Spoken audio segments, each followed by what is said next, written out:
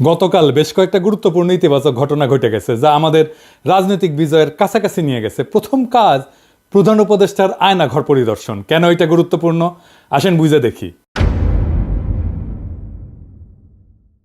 আমরা আয়নাঘরের কথা প্রথম জানতে পারি নেত্র নিউজের একটা প্রতিবেদনে 22 অগস্ট 2022 সালে। সারা দুনিয়া চমকায় ওঠে। কিছু ছবি বাইরে আসে আয়নাঘরের, কিভাবে বন্দীদের রাখা হয়, কারা কারা আছে আমরা জানতে পারি। ওই প্রতিবেদনে আমরা জানতে পারি ব্যারিস্টার আরমান আর ব্রিগেডিয়ার আজমি ওই আয়নাঘরে আছেন। ওই মৃত্যুপুরী থেকে বেঁচে ফিরে আসেন একজন ভাগ্যবান সেনা অফিসার কর্নেল হাসিনুর রহমান। উনি আমাদের জানান এই ব্রিগেডিয়ার আজমি এবং আরমান বেঁচে আছে, ওইখানেই আছে। এইখানে শুধু আটকায় রাখা হইতো না, নির্যাতন চালানো হইতো। আপনি জেলে যান অপরাধ কইরা, কিন্তু জানেন আপনি কবে ছাড়া পাবেন, আপনার পরিবার জানে আপনি কোথায় আছেন, আপনার আইনজীবী আপনার পক্ষে সওয়াল জবাব করতে পারে আদালতে, আপনার পরিবার আপনার সাথে দেখা করতে পারে, আপনি জেলে বই পড়তে পারেন, নামাজ পড়তে পারেন, খেলাধুলা করতে পারেন, গল্প করতে পারেন, অসুস্থ হইলে চিকিৎসা নিতে পারেন, ওইখানে হাসপাতাল আছে, ভালো মন্দ খাইতে পারেন। এখানে কিছুই নাই, কোনো বিচার নাই, শুধু পশুর মতো আটকায় রাখা। আর এটা কোথায়? ক্যান্টনমেন্টের ভেতরে। নেত্র নিউজের প্রত্যেকটা বর্ণ সত্যি ছিল। এটা ছিল হাসিনার গোপন বন্দিশালা, যাদের কোনোভাবেই আইনত কারাগারে রাখা যায় না, দণ্ড দেওয়া যায় না, তাদের এই আয়না ঘরে রাখা হইতো। আমরা জানতাম একটা আয়নাঘর আছে, কিন্তু অবিশ্বাস্য হইলেও আমরা জানছি একটা না 700 থেকে 800 এরকম গোপন বন্দিশালা ছিল। বাংলাদেশে যত আয়নাঘর আছে প্রত্যেকটা খুঁজে বের করা হবে। সোফার আমাদের কাছে গুম কমিশনের ইনভেস্টিগেশন অনুযায়ী এবং সিকিউরিটি ফোর্সে যা ইনভেস্টিগেশন করেছে আমরা জেনেছি এটার সংখ্যা কয়েকশো, মেবি 700 থেকে 800, এবং এইটা আরও বের হচ্ছে। এই আয়নাঘর পরিদর্শনের অনুমতি পায় গুম কমিশন সেপ্টেম্বর মাসে। 3 অক্টোবর আমরা জানতে পারি অনেক আলামত মুছে ফেলা হয়েছে, ভেঙে ফেলা হয়েছে দেওয়াল, রং করা হয়েছে নতুন কইরা।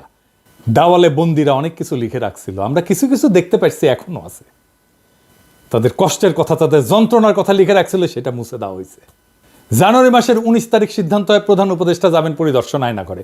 তারিখ ঠিক হয়েছিল 3 ফেব্রুয়ারিতে পরিদর্শন হবে, কিন্তু সেইটা স্থগিত হয়। 5 ফেব্রুয়ারিতে নেত্র নিউজই জানায় আর্মির চাপে এই পরিদর্শন হচ্ছে না। সংবাদে ছাপা ওয়াকারুজ্জামান বহু আকাঙ্ক্ষিত এই শক্ত গুরুত্বপূর্ণ কাজটা করতে প্রধান উপদেষ্টাকে বাধা দিছে।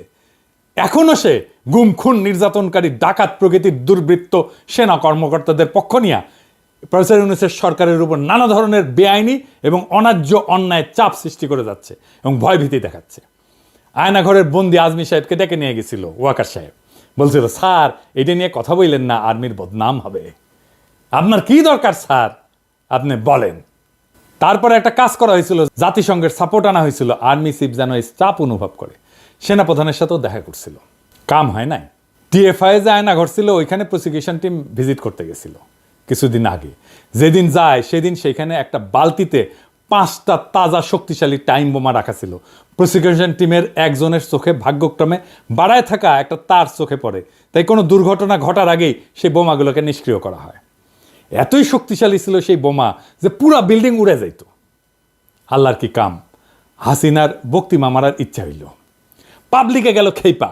5 ফেব্রুয়ারিতে 32 নম্বরে চালানো হইল বুলডোজার, চুরমার করে দেওয়া হইল 32 নম্বর আওয়ামী লীগের তীর্থভূমি। আমি বলছিলাম এখন প্রধান উপদেষ্টাকে আয়নাঘর পরিদর্শন করতে হবে। 6 তারিখে সিদ্ধান্ত হইল তিনি যাবেন, সেটা বাস্তবায়ন হইল। তাহলে বুঝতে পারছেন 5 ফেব্রুয়ারিতে 32 নম্বরে বুলডোজার চালানো কত বড় রাজনৈতিক বিজয় ছিল। ওয়াকারুজ্জামান পিছায় গেছিল, সে বাধ্য হয়েছে জনতার চাপে পিছু হটতে। এইখানে সামি আলাপ তুলছে আল জাজিরার এক একটা ইউনিট আলাদা আলাদা, তাই আল জাজিরার তানভীর আছে, কিন্তু সামির ইউনিটকেও ডাকা হয় নাই। এটা একটা অপরাধ হয়েছে, অন্যায় হয়ে গেছে, মহা অপরাধ হয়েছে। আর কি মায়ের ডাকে তুলিকে ডাকা হয় নাই, এটাও অন্যায় হয়েছে। এর জন্য নাকি দায়ী আদিলুর রহমান শুভ্র আর রেজন হাসান। তুলি হইতেছে দুধ ভাত, আল জাজিরার 2 জনকে কেন ডাকা হয়নি, এটাই আসলে আসল ইস্যু। আচ্ছা এবার আপনারা বলেন আয়নাঘর নিয়ে আওয়ামী লীগেররা কি বলতেছে? বলতেছে কেন 6 মাস লাগলো ভিজিট করতে, বলতেছে না এটা এই সময় বানানো হয়েছে, বলতেছে না রং কেন নতুন, এটা বলতেছে না এটা নাটক, বলতেছে না। এখন বলেন এটা কোথায়? ক্যান্টনমেন্টে তো। কারা বাধা দিছে ভিজিটে? সেনাপ্রধান তো, তাই না? নেত্র নিউজে বলছে তো। আর জেনারেলরা বাধা দিছে, আলামত নষ্ট করছে ডিজিএফআই কারা থাকে? সেনা অফিসাররা থাকে, তার আন্ডারেই তো ছিল। তাহলে আজকের আলাপ কি হওয়া উচিত? আজকের আলাপ হওয়া উচিত ছিল সেনা প্রধানের অপসারণ, ঠিক কিনা বলেন? অন্তত সেনা প্রধানকে জবাবদিহি করতে বাধ্য করা। কিন্তু সামি আলাপ নিয়ে গেল কোথায়? আদিলুর রহমান আর রেজনা হাসানের পদত্যাগ। কোন জিনিসটা পলিটিক্যালি গুরুত্বপূর্ণ? ওয়াকারের সমালোচনা নাকি এই দুই উপদেষ্টার সমালোচনা, এমনকি পদত্যাগ দাবি করা? দুই উপদেষ্টা যদি আল জাজিরার আরেকটা ইউনিটকে না ডাইকা থাকে তাহলে তো খুব ঠিক কাজ করছে। আপনারাই বলেন, আর একজনকে নেওয়ার যদি স্পেস থাকতো, আর একটা সাংবাদিককে, আর একটা সংবাদ মাধ্যমকে, তাহলে আল জাজিরার আরেকটা ইউনিটকে না ডাইকা এএফপিকে ডাকা উচিত ছিল না? এই এএফপির ইন্টারনেট কানেকশন ইউজ করে ইন্টারনেট ছাড়া অবরুদ্ধ বাংলাদেশে গণহত্যার খবর সবাইকে জানাতে পারছে দেশের বাইরে সবাই। এএফপির কি ভূমিকা ছিল ফ্যাসি বিরোধী লড়াই সেটা সবাই জানে। তাহলে কার হক বেশি, এএফপির নাকি আল জাজিরা, যাদের একজন আছে তারপরে আরেকজনকে নিতে হবে? ন্যায্য বলে তো একটা বিষয় আছে। তুলিকে নেওয়া হয় নাই কারণ আগে সিদ্ধান্ত হয়েছিল ভিকটিমকে নেওয়া হবে, ভিকটিমের ফ্যামিলি না। ভিকটিমের ফ্যামিলি না হলে তুলির নাম 1 নম্বরে থাকতো। কিন্তু তুলি তো স্বামীর ইস্যু না, তুলির কথা আনছে তার নিজের দাবিটাকে স্ট্যাবলিশ করার জন্য। তুলি সম্পর্কে বলি, তুলি মায়ের ডাক সংগঠনকে নিয়ে এক অভাবনীয় প্রতিরোধ গড়ে তুলছিল হাসিনা রেজিমের বিরুদ্ধে। সেটা বাংলাদেশের ফ্যাসি বিরোধী লড়াইয়ের ইতিহাসে স্বর্ণাক্ষরে লেখা থাকবে। আমি তুলিকে প্রধান উপদেষ্টা বিশেষ সহকারী করার কথা বলছিলাম সেই অগাস্ট মাসে। আমার সেই প্রস্তাব এখনও আছে। তুলিকে বিশেষ সহকারী করতে হবে প্রফেসর ইউনূসের, তবে ইমিডিয়েটলি তুলিকে আইন মন্ত্রণালয়ের অধীনে যে হিউম্যান রাইটস কমিশন আছে তার কমিশনার নিয়োগ দেওয়া হোক। এটা ইমিডিয়েটলি 1 সপ্তাহের মধ্যে করা হোক। তুলিকে আমাদের দ্রুত কাজে লাগাইতে হবে, সে আমাদের সম্পদ এবং আমরা সবাই তুলিকে ভালোবাসি। আমি প্রয়োজনে প্রফেসর ইউনূসের সাথে কথা বলবো তুলিকে বিশেষ সহকারী করার জন্য। তবে হিউম্যান রাইটস কমিশনের কমিশনার হিসেবে কিছুদিন অভিজ্ঞতা সঞ্চয়ের পরে তাকে যেন বিশেষ সহকারী করা হয়। এইবার আসেন একটা গুরুত্বপূর্ণ বিষয় নিয়ে আলাপ করি। জাতিসংঘের ফ্যাক্ট ফাইন্ডিং কমিশন 1 জুলাই থেকে 15 আগস্ট পর্যন্ত যা যা ঘটছে তার একটা রিপোর্ট করছে। সেইখানে তারা বলছে হাসিনা সরকার গুরুতর মানবাধিকার লঙ্ঘন করছে।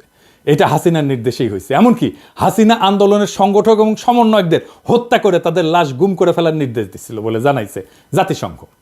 তবে এই রিপোর্টের 7 নম্বর পয়েন্টটা খুব গুরুত্বপূর্ণ। ইংরেজি যেহেতু কইছে তাহলে ঠিকই কইছে, কিন্তু আমি বাংলা করে কইতেছি। কইছে সেনাবাহিনীর দ্বৈত ভূমিকা। সেনাবাহিনী দ্বৈত ভূমিকা পালন করেছে। প্রথমে রাষ্ট্রীয় দমন পীড়নের অন্যতম প্রধান শক্তি হিসেবে, তারপরে শেখ হাসিনার শাসনের অবসান ঘটায় ক্ষমতার পরিবর্তন ঘটানোর ক্ষেত্রে গুরুত্বপূর্ণ ভূমিকা রাখে। 2024 সালের 20 জুলাই সেনাবাহিনী মোতায়েন করা হয়, যারা পুলিশ, র্যাব, বিজিবির সঙ্গে মিলে সহিংস দমন পীড়ন চালায়। সেনারা বিক্ষোভকারীদের উপর সরাসরি গুলি চালায়, আমরা ভিডিও দেখছি, যার ফলে বিচার বহির্ভূত হত্যাকাণ্ড ঘটে এবং গণগ্রেপ্তার অভিযানে চালানোর জন্য একটা আড়াল সৃষ্টি করে পুলিশ বাহিনীকে। প্রাক্তন সিনিয়র কর্মকর্তাদের সাক্ষ্য অনুযায়ী সেনাবাহিনী হত্যাকাণ্ড সম্পর্কে অবগত ছিল এবং এটা প্রতিরোধের কোনো পদক্ষেপ নেয়নি। ফরেনসিক পরীক্ষায় দেখা গেছে বিক্ষোভের সময় নিহতদের 66% সেনাবাহিনী গ্রেডের রাইফেলের গুলিতে মারা গেছে, যা শুধুমাত্র সেনাবাহিনী, র্যাব এবং বিজেপির জন্য বরাদ্দ ছিল। নিরস্ত বিক্ষোভকারীদের উপর আর্মার পিয়ার্সিং গুলি, মানে বর্ম পড়া থাকলেও যেটা ফুটা করে ঢুকে যাবে, এরকম গুলি ব্যবহারের প্রমাণ পাওয়া গেছে, যা পুলিশের বা সাধারণ নাগরিকদের কাছে থাকার কথা না। ফরেনসিক এবং ব্যালিস্টিক বিশ্লেষণে নিশ্চিত করছে যে নিহতদের শরীরে পাওয়া গুলির উৎস সেনাবাহিনীর অস্ত্রাগার। আগস্টের শুরুতে সেনাবাহিনীর অভ্যন্তরে অসন্তোষ বাড়তে থাকে, বিশেষ করে জুনিয়র অফিসারদের মধ্যে, যারা বেসামরিক নাগরিকদের উপর গুলি চালাতে অস্বীকৃতি জানায়। 5ই আগস্ট যখন লক্ষ লক্ষ বিক্ষোভকারী ঢাকার অভিমুখে যাত্রা করে, তখন সেনাবাহিনী এবং বিজিবি বাধা না দিয়ে সরে দাঁড়ায়। এর ফলে শেখ হাসিনাকে সশস্ত্র বাহিনীর একটা হেলিকপ্টারে করে ঢাকা থেকে সরায় নেওয়া হয়, যা কার্যত তার শাসনের অবসান ঘটায়। আয়নাঘর আর হাসিনার করা খুনের 66% মিলিটারি গ্রেডের অস্ত্র দিয়ে হওয়ার 2 ঘটনায় সেনাপ্রধান পড়ছে চাপে। এখন সেনাপ্রধানকে বাঁচাইতে আসছে, স্বামী আসছে বাঁচাইতে। সেনাপ্রধান আর ডিজিএফআইয়ের এখন একটা আড়াল দরকার ছিল, যার পিছনে সে লুকাইতে পারে। স্বামী একটা তুচ্ছ বিষয় নিয়ে সেনাপ্রধানের দায়কে আড়াল করে দিল। যেই সময় সবচেয়ে বেশি সমালোচনা হওয়া উচিত ছিল আয়নাঘর আর মিলিটারি গ্রেডের অস্ত্র দিয়ে গুলি করে বিক্ষোভকারীদের হত্যা করার সেনাপ্রধানের ভূমিকা নিয়ে, সেই সময় দাবি করা হচ্ছে আদিলুর রহমান শুভ্র আর রেজনা হাসানের পদত্যাগের। কারণ আল জাজিরার শুধু একটা ইউনিটকে ডাকা হয়েছে, 2টা ইউনিটকে কেন ডাকা হয় নাই? এই প্রসঙ্গে আমার একটা মজার একটা কৌতুক মনে পড়লো, স্বামী কিছু মনে করেন না। এক ছোট বাচ্চা শার্ট কিনবি, তো বাপে কইছে বাবা শার্ট কিনবো। তা বাপ কইছে যে বাবা আমি তো যাইতে পারবো না, তোমাকে টাকা দিলে তুমি কিনতে পারবা। হ্যাঁ কিনতে পারবো। 100 টাকা দিছে। বলছে দোকানদাররা কিন্তু খুব খারাপ, বুঝছাও, তুমি যে দাম চাইবে না তার অর্ধেক বলবা। তো বলছে আচ্ছা ঠিক আছে বলবো। দোকানে গেছে, শার্ট পছন্দ হয়েছে, দাম চাইছে। কত দাম? বলছে 100 টাকা দাম। তো বলছে 50 টাকায় দেবেন? তো বলছে আচ্ছা ঠিক আছে তুমি 50 টাকাই দাও। বলছে 25 টাকায় দেবেন? বলছে আচ্ছা ঠিক আছে বাবা তুমি 25 টাকাই দাও। 12.5 টাকায় দেবেন? তখন বলছো বাবা তোমার পয়সা দিতে হবে না, তুমি এমনি এমনি নিয়ে যাও। So, তাহলে আমাকে 2টা শার্ট দিতে হবে, মানে এমনি এমনি দিলেও 2টা শার্ট দিতে হবে। এই হইতেছে স্বামীর আবদার। আল জাজিরার 2জনকে নিতে হবে, একজনকে ডাকলে হবে না। আপনার অ্যাক্টিভিজমের একটা গুরুত্ব আছে, আপনি একটা কিছু বললে দেশের মানুষ গুরুত্ব দেয়, তাই এই শক্তিকে আপনার দায়িত্বের সাথে ব্যবহার করতে হবে। আপনি দুম কইরা ইজাজের নিয়োগের বিরুদ্ধে লিখে দিলেন। আমি কিন্তু এই পজিশনের জন্য, এই ডিসিসির প্রশাসক পজিশনের জন্য আপনার কাছে একটা রিকমেন্ডেশন চাইছিলাম, আপনি দিছিলেন একজন, কি মনে আছে নিশ্চয়ই, কিন্তু আপনি যার নাম রিকমেন্ড করছিলেন ওনার নাম আপনি রিকমেন্ড করতে পারেন না। এটারে বলে কনফ্লিক্ট অফ ইন্টারেস্ট। এজাজ ভালো ছেলে, দক্ষ আর উদ্যমী ছেলে, ফ্যাসিবাদের বিরুদ্ধে লড়াই করা ছেলে, একজন সলিড ছেলে, ওরে আপনি যে ডিসক্রেডিট করলেন, ও কাজ করার উৎসাহ পাবে, ওর মনটাই তো ভেঙে দিলেন প্রথমে শুরুতে। বিশ্বাস করেন, এজাজের জায়গায় যদি আমি হইতাম না, আমি জয়েনই করতাম না। শুভ্র ভাইয়ের জায়গায় যদি আমি হইতাম, আমি স্ট্যাটাস দেওয়ার 5 মিনিটের মধ্যে পদত্যাগ করে দিতাম। দুর্বল করলাম না তোর উপদেষ্টাগিরি। সত্যি করে বলেন তো, এজাজকে কি আপনি চিনেন যে সে কি কি করে? প্রফেসর ইউনূসের সরকারের অনেক দুর্বলতা আছে, ব্যর্থতা আছে, কিন্তু এটা তো আপনার শত্রু সরকার না। আমাদের সরকারের সমালোচনা করতে হবে, আমি মানা করতেছি না, কিন্তু সমালোচনার লক্ষ্য হবে সরকারকে যেন গতিশীল করা যায়, সরকারকে যেন বিপ্লবী চরিত্র ধারণ করতে সাহায্য করা যায়। 5ই ফেব্রুয়ারির পরে যেই নতুন সুযোগ তৈরি হয়েছে, সেই সুযোগকে আমাদের কাজে লাগাইতে হবে, যেন আমরা ফ্যাসিবাদের অবশেষকে আরও বেশি দূর করতে পারি। প্রফেসর ইউনূসের সরকারের অদক্ষতা আছে, কিন্তু আন্তরিকতায় কোনো ঘাটতি নাই। আমি সবাইকে আহ্বান জানাবো, সরকারকে শক্তি যোগান, সরকারকে দুর্বল কইরা তার মনোবল ভেঙে দেওয়ার চেষ্টা করবেন না। অনেক সমস্যা আছে আমাদের সামনে। পরিশেষে ভলকার তুর্কের কথায় আসি। উনি বলছেন কোনো রাজনৈতিক দলকে নিষিদ্ধ করা উচিত না। ইংরেজি যেহেতু কইছেন, ঠিকই কইছেন তাইলে। তবে আওয়ামী লীগ তো রাজনৈতিক দল না, ওইটা একটা মাফিয়া সংগঠন।